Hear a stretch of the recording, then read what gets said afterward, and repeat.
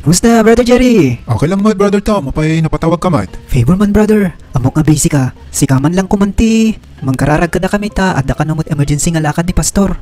Ita nga minti, prayer meeting mi dito balay. Awan problema, brother. Okay lang kanyak. Talang gaminti na wayang nga oras may kat. Sikaman lang te, amamok nga. Sidig kini apok kin. Pagtungtungan tan tumamot no, kasano te, diskartem no, kasano ka pa nagbak ng katatan bro.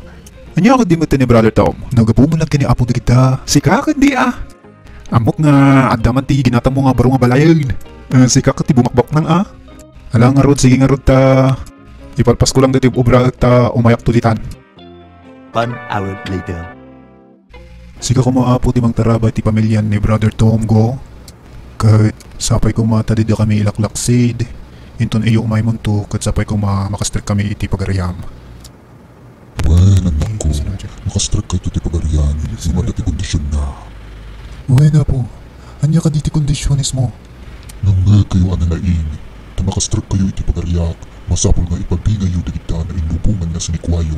Kindukyan yun itumulong ka na iti na kurapay. Sa nikwa? Wen, di kita na inubungan nga sa nikwayo hangko ang masapol iti pagariak. Brother. Apay napablisan nyo na iti palayo itin. Hindi ka mo, brother. Amo malaking pagkat.